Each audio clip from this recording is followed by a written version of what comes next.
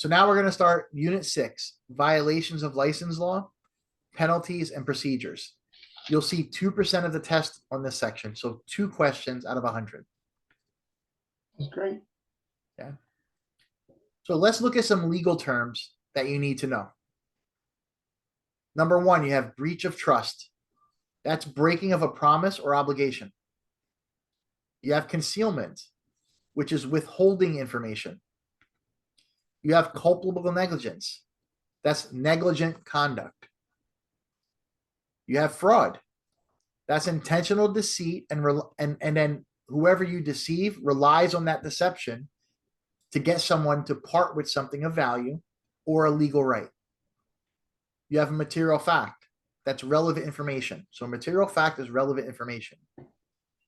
Misrepresentation is an untrue statement of fact or fact. Moral turpitude is conduct contrary to honesty or good morals. These are crimes including embezzlement, larceny, and robbery. So let's look at the complaint process. There's 7 steps. So when a client or a client is a seller, a customer is a buyer. Like if you hear those terms, my customer, that's your buyer. If it's my client, it's my seller. So if a buyer, a seller, an agent, somebody has a complaint, this is what they do. This is the process. A complaint is filed with the DBPR, which is the Division of Real Estate. The complaint is investigated. Determination is made as to probable cause. If there's probable cause, there is a formal complaint is issued if probable cause is found there. Informal or informal hearing is conducted. A final order is issued, and a final order may be appealed after it's issued. So let's look at step 1, filing the complaint. A complainant is an alleged violation of law or rule. The uniform complaint form, there's a form they can fill out, or they can do it online. You can actually fill it out online and submit it. The complaint process is consumer driven. It has to be in writing to be legally sufficient. Okay, it's legally sufficient if it's a violation of Florida statute 455 and 475.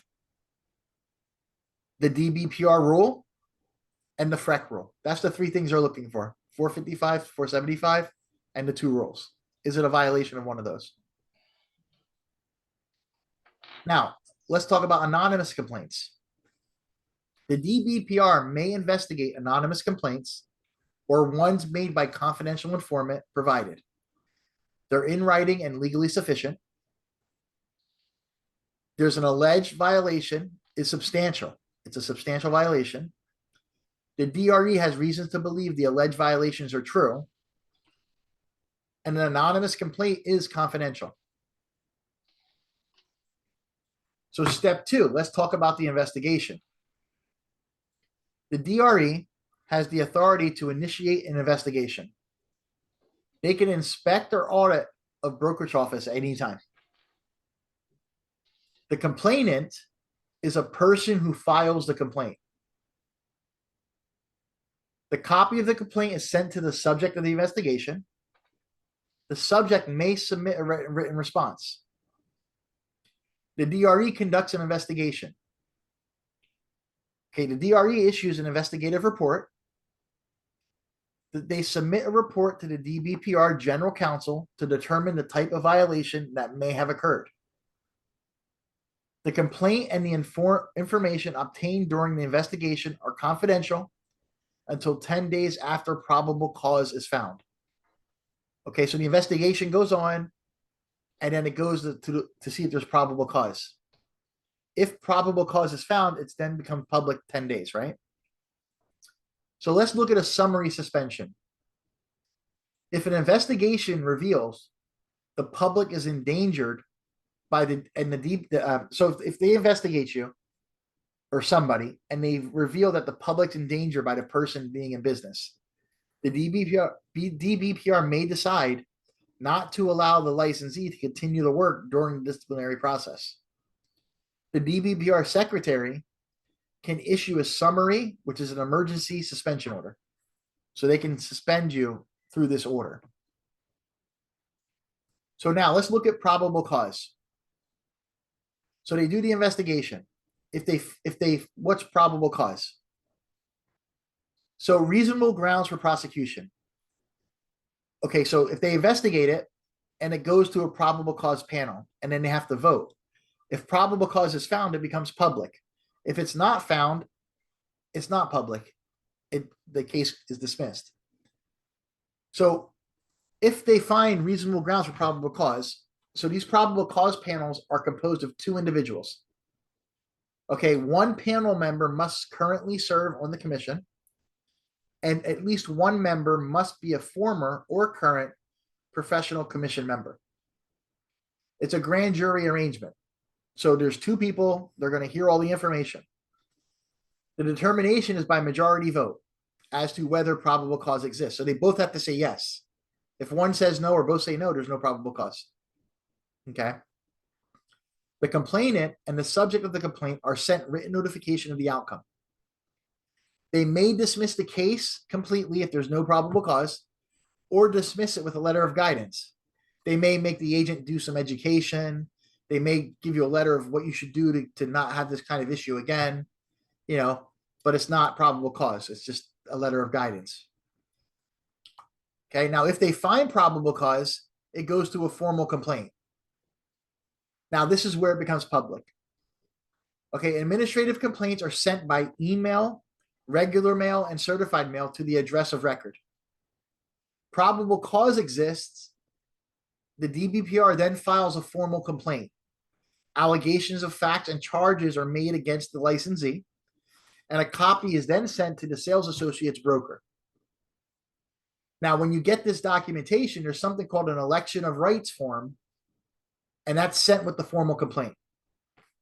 Okay. So let's talk about the election of rights form. You need to know this. There's questions on this stuff. So I just want you to be aware. When you get an election of rights, that means the respondent is entitled, the person who gets the election of rights, the complaints against, they're entitled to 3 options. Okay. They can not dispute the allegations and request an informal hearing. They can dispute the allegations and request a formal hearing. And they cannot dispute the rights or the allegations and waive the right to be heard. They have to pick one of those. If the licensee does not respond to the election of rights within 21 days after the receipt of the administrative complaint, the respondent gives up the right to dispute the charges. So you're basically admitting to guilt if you don't respond. Okay. 21 days is the time. Now, there's something called a settlement stipulation. You need to know what this is. This is when a licensee respondent can meet with the DRE attorney prior to hearing and discuss a settlement. A stipulation is an agreement as to the facts of the case and the penalty reached. So if something's wrong, you admit to it, you can go talk to them and try to negotiate an agreement. Now, let's say you make an agreement. You both agree. That's called a settlement stipulation. Okay? A settlement stipulation doesn't mean it's solved. So the terms of the settlement stipulation must be approved by the real estate commission at the hearing. So even though the attorney and you agree, it still has to go ahead of them and they have to vote on it to say if they agree with it. When you watch the hearings online, you'll see these. Like if you watch online, when I give you the link for next month, end of October, you'll see them. You'll see the cases going on. Okay. Now there's also voluntary relinquishment for permanent revocation. Okay, this is used to avoid a disciplinary hearing. If somebody did something wrong and they know they're going to lose their license, they can avoid a hearing by just giving their license back. The license is relinquished. The licensee relinquishes the license in lieu of discipline, but it's permanent revocation. You will never, ever, ever get your license back. And any other state will ask you, have you ever had a license revoked? And they'll see this. So very unlikely you'll ever get a license in any profession, not just real estate. Question. Yep. Is that because they refuse to go to the hearing, or That's, because they just don't want to deal with it. They don't want to go through it, and they know they're guilty, and they just want to end it. okay, gotcha. So Yep. if they were to follow up and they still get their license suspended or anything like that, they could potentially get it Well, back. if they went to a hearing, well, yeah, if they do this, they can't. This is permanent revocation. Gotcha. You can't get it back after that. So informal or formal hearing. Let's talk about the difference of the hearings. Okay, so an informal hearing is conducted if there's no disputed facts. Like you're just going to the hearing and it's proven, there's nothing you could do. The case is heard by FREC at the commission meeting. The licensee admits to the facts of the case. The licensee can submit mitigation in hopes of reducing the penalty. The FREC probable cause panel will be then excused, and then they decide the case and impose the penalty at the hearing. Waiver of hearing. If the subject of the complaint fails to timely respond to the election of rights, remember how many days? 21. 21 days. A licensee respondent has waived the election of rights by default and admits to the charges. The case proceeds and is heard by the FREC in an informal hearing. So they're going to hear it all and they're going to vote. A formal hearing. A licensee may request a formal hearing. A formal hearing is required if there are disputed facts.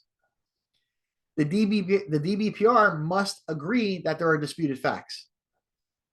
Florida Statute 120 is what's guiding this.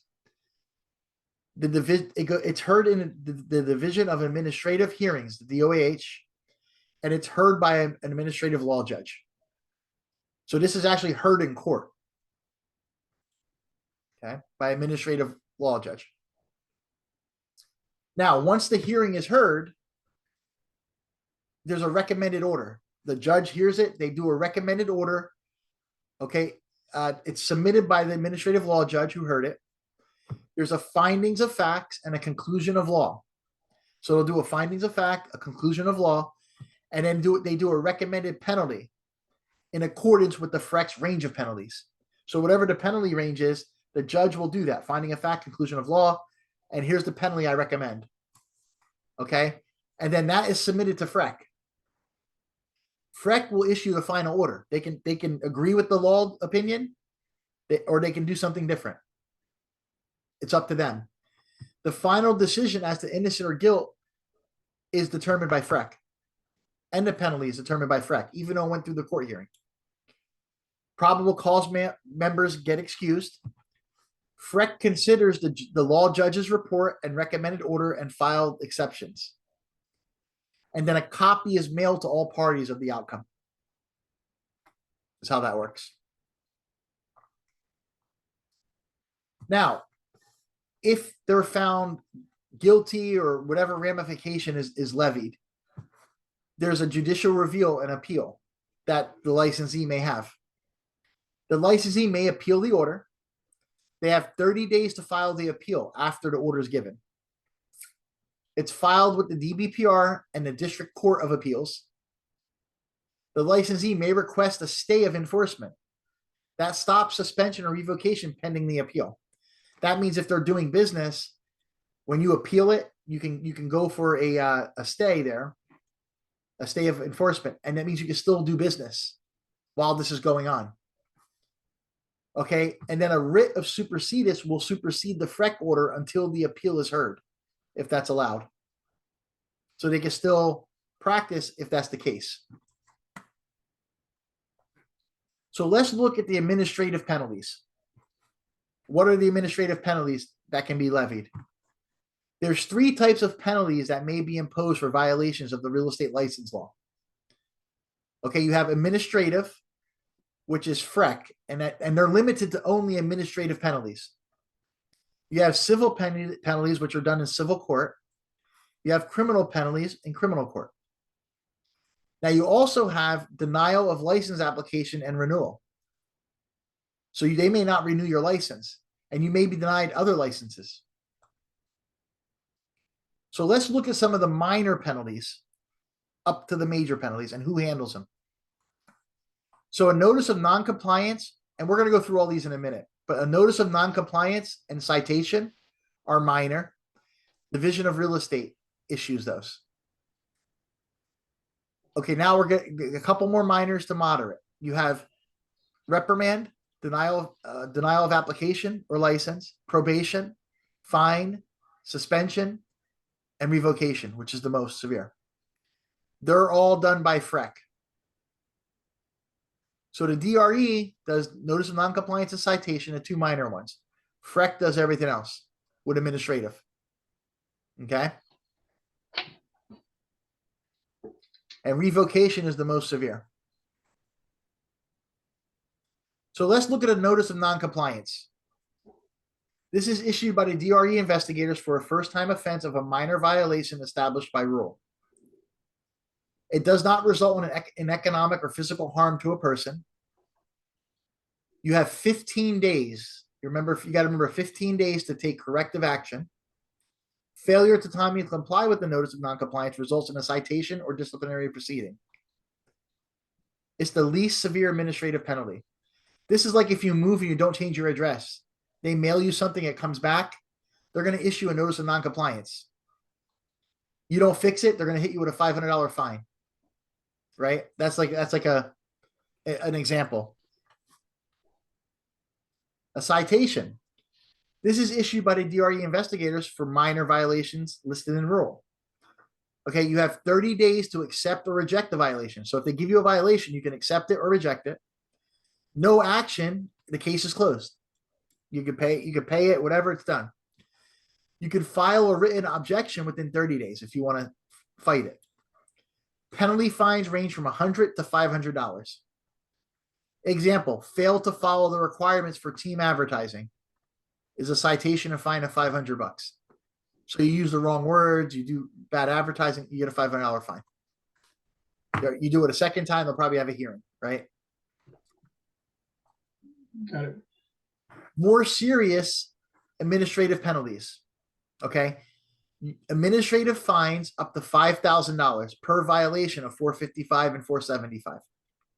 And you can be suspended up to 10 years. Revocation is the most severe type of administrative penalty. Revocation is permanent and may affect your other licenses held. Okay. Type of administrative penalties continued. Revocation without prejudice. Okay, this is when a license was issued through error of the FREC or DBPR. Let's say the DBPR mistakenly issues a contractor's license rather than a broker's license. There's some kind of mistake. They send you the wrong license. They would revoke that without prejudice. It's not like you did something wrong. It's just taken away. And then you may reapply. Okay. Probation is imposed by FREC in penalty phase. It allows a licensee to continue to practice while completing specified conditions in a final order. So if somebody does something wrong, they put them on probation. They let them stay in business, but they have to comply with whatever they tell them. It's like a probation period, or they can, they got to do what they do, or they can lose their license. Civil and criminal penalties. Civil penalties are imposed by civil courts. Okay, so for example, a buyer sues in civil court for monetary damages resulting from unpaid rent due to the broker's culpable negligence. So they just didn't collect the rent. They could sue them in civil court for their money. Okay, this could allow the buyer to also file a complaint against the broker's license with the DRE for possible discipline, right? So not only they're going to sue them civilly, they can also file a complaint, right?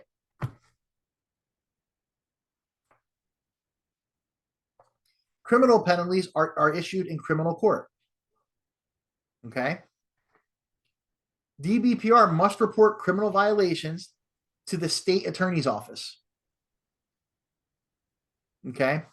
So if the DBPR finds criminal offenses, they can't just not report. They have to report them to the state attorneys who's going to bring criminal charges. Okay. So let's look at what a second degree misdemeanor is.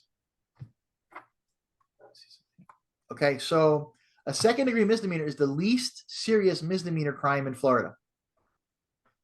If the legislature fails to classify a misdemeanor, then it is punishable as a second degree misdemeanor. Criminal violations of real estate license law are second degree misdemeanors, unless specified, or I'm sorry, unless specifically deemed in statute to be more severe violation. So a criminal fine maximum of $500 and or 60 days imprisonment is issued by a criminal court of law. So you got to know second degree misdemeanors, the least serious, the least, I guess you want to say the least, it's not good because a misdemeanor is bad, but it's the least violation. The fine is $500 and or 60 days in jail. First degree misdemeanor are the most serious types of misdemeanors crime in Florida. An example of this is failing to provide accurate rental information. Remember we talked about that, even though it can't be accurate anymore because of the technology. The minimum penalty, you need to know this for the, in case it's still there. A first degree misdemeanor, minimum penalty is $1,000 or 1 year in jail. 1,000 or 1 year in jail. First degree or second degree was $500 and up to 60 days, right? So 560, 1,000 in a year is for first degree. That's maximum penalty, not minimum. Maximum. I meant maximum. I'm sorry. Maximum penalty is $1,000 or 1 year in jail. Same thing for the other. Yeah, it's easy to remember. It's just 111. Now let's talk about third degree felonies. Felonies are the most serious types of crimes. Okay. A type of third degree felony is falsifying an application, unlicensed practice of real estate, theft or reproduction of license exams. Maximum penalty is the fine of $5,000 or 5 years in jail. And this gets referred to the state attorney's office.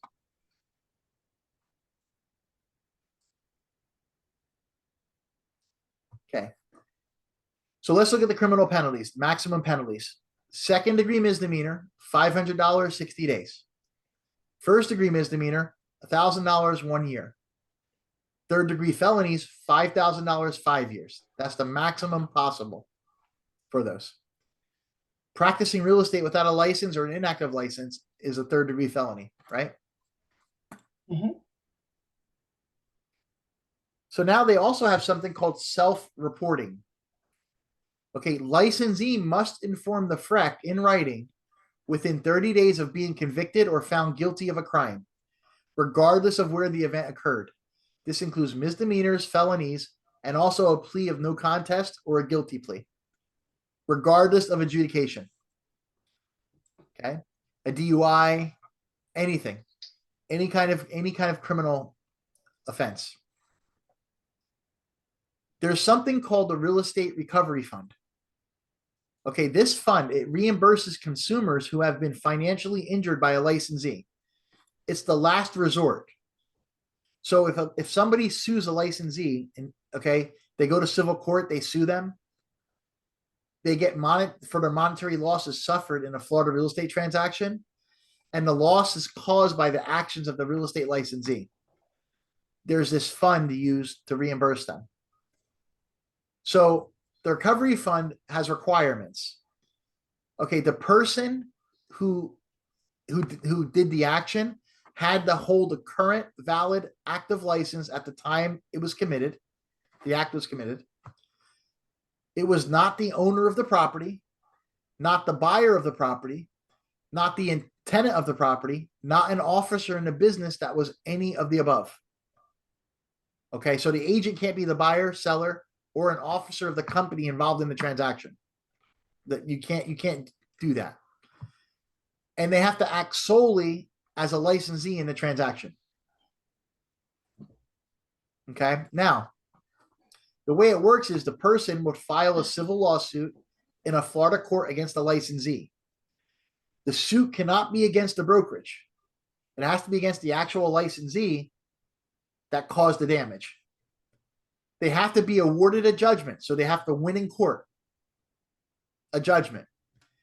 They have to do diligent diligently attempt to collect the judgment. They have to obtain a writ of execution. So they have to try to get money from them. If they don't have any money or assets, and they're unable to locate enough assets of the licensee to collect the judgment, the court will give them an affidavit stating final judgment is not on appeal. So the judgment's done. You can't get the money. They don't have it. The court, there's no appeal. You have to say that they're not appealing it. And the claimant cannot be the spouse of an offending licensee.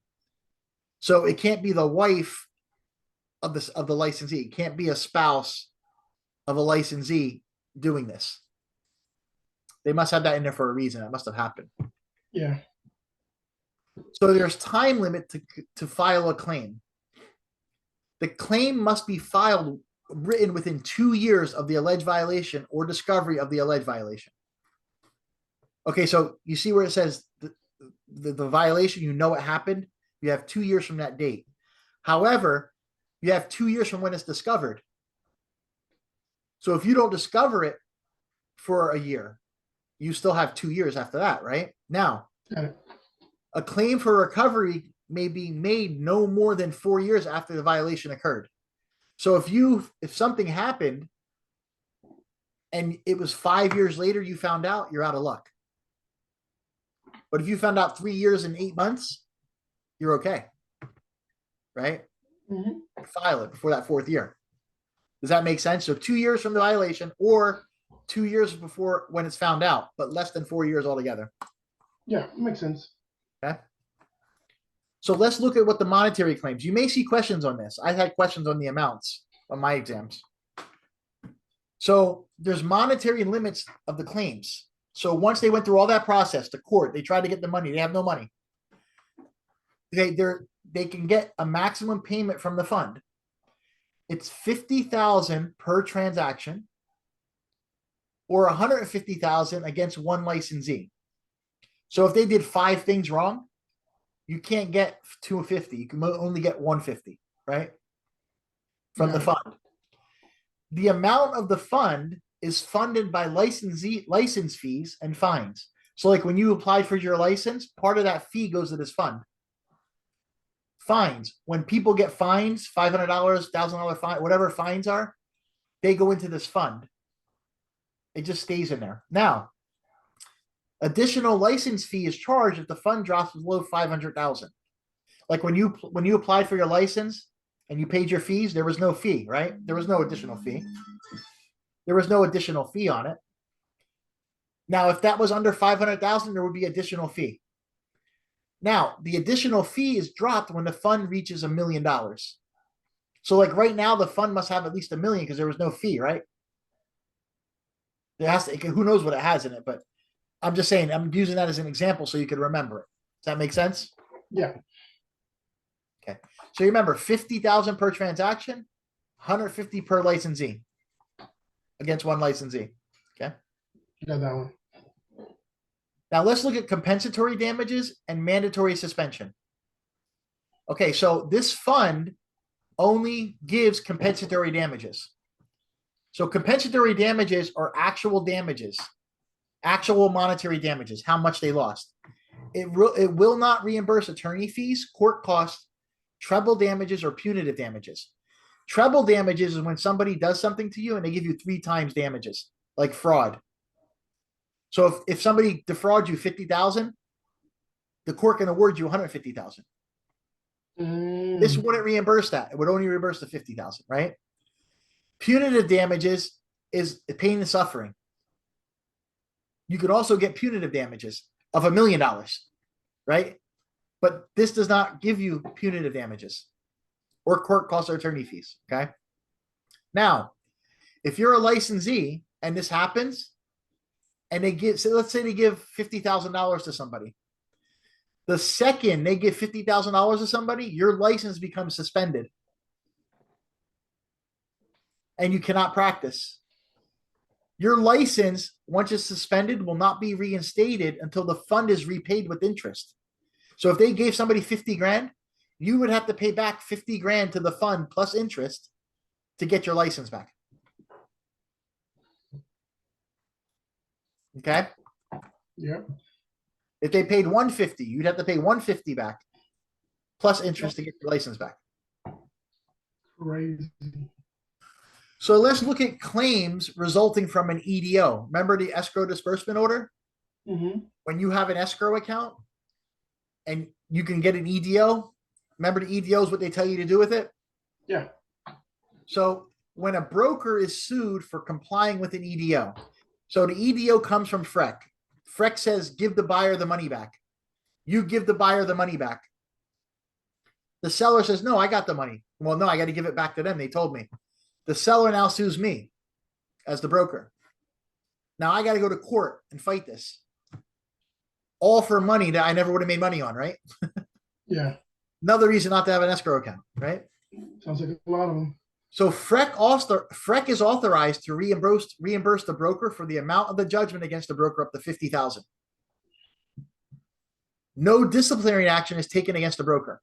So if the buyer got the money, the seller goes to court and the court says, no, you got to give $50,000 to the seller. They were supposed to get the money. So if FREC was wrong, I can get sued for the money. They'll give me back the money up to $50,000. I will not have any disciplinary action taken. Know that, because that's on the test. If a broker gets sued, is there disciplinary action taken against them? No, because I have to follow the EDO or I'll lose my license. So even if I don't agree with it, I have to follow it. So because I followed it, I got sued and lost. So there's no disciplinary action because I listened to them, right? The broker does not have to repay the fund. So if I got sued for 50, they give me the 50, I don't have to repay it because I followed their instruction, right? The broker must notify FREC of the court case and diligently defend in court the disputed actions concerning the transaction. FREC will reimburse the broker reasonable attorney fees, court costs that apply to the EDO claims only. And if the plaintiff prevails in court, the plaintiff's court costs and attorney fees will be reimbursed for the EDO claims only, not anything else. But do you see why you wouldn't want to have an escrow account? Why would you even want to open this door? Yeah. What your time's worth something, right? Yeah. Sounds like more of an issue. Yeah. Yep. Now let's look at the key concepts. The fund will never reimburse punitive damages, treble damages, or interest on a judgment. A broker who complies with an EDO may be reimbursed the amount of the EDO, the broker's attorney fees, and court costs. If the plaintiff prevails in court, the fund will also reimburse the plaintiff's attorney fees and court costs. You want to remember that. What does plaintiffs mean? What's that? The word Plaintiff, that's the person bringing the case. That would be the seller. So in a court case, you have a plaintiff and a defendant. The plaintiff is making the complaint. The defendant is defending. Okay. Should be the compliant. Yep. Like in a criminal case, the plaintiff is the state, the defendant is the person. They got arrested. Okay. Civil case, the plaintiff is the person suing. The defendant is the one getting sued. Got it. That gives you an idea. Okay. Okay. So this is the end of chapter 6.